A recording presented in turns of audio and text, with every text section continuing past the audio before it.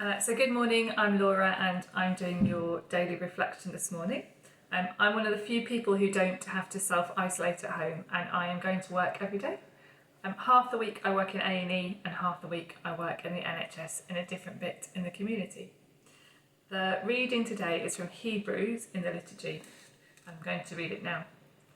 Therefore, since we are surrounded by such a great cloud of witnesses, let us throw off everything that hinders and the sin that so easily entangles us, and let us run with perseverance the race marked out for us.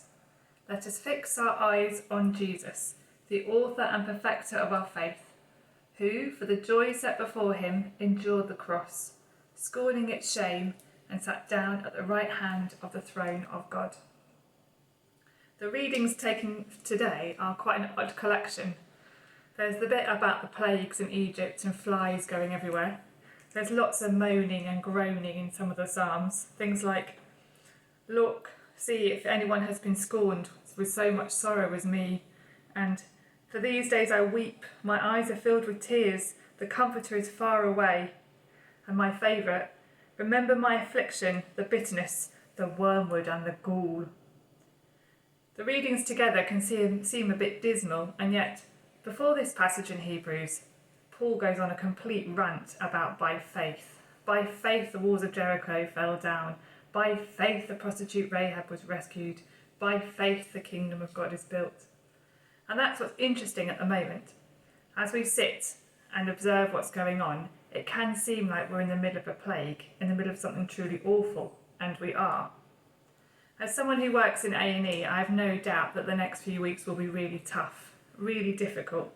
There will be many tears, there will be much weeping, and that will be for patients and staff.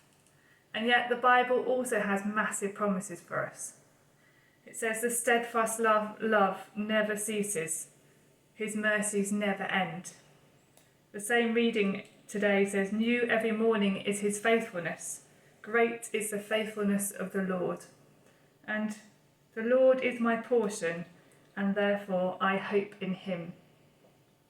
As I drive to work each morning at the moment, I tend to sing to myself, partly to pass the time and partly to make myself remember who I am and who God is, that it's in him I put my trust, that it's in him I put my faith. And as I pray for protection for me and for my family and for my patients as I go to work, I find this peace and this settledness as I go in. Yes, there will be weeping, and yes, there will be sorrow, but there will also be moments of hope and joy. Today, as I record this, there's been an announcement on the news that Mercedes have made this new amazing breathing machine that looks so simple, even I might be able to use it.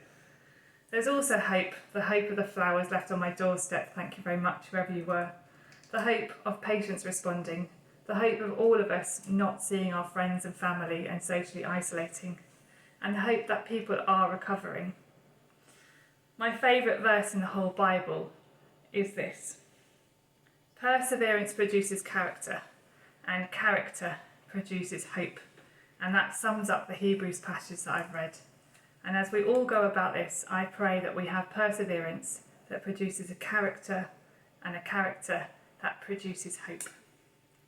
As I drive in this morning to work, I will start by listening to this song, which is an amazing one, and I encourage you to try and find it on the internet. It's called It Is Well by Bethel, and it says, whatever's going on, it's well with my soul.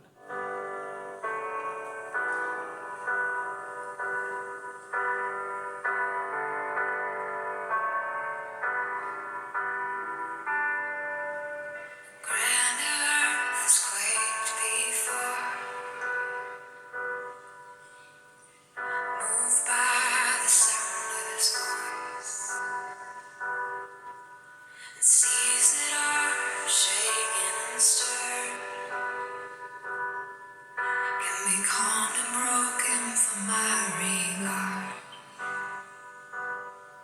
Through it all, my eyes are on you. And through it all, it is well. Through it all, my eyes are on you. And it is well. with me.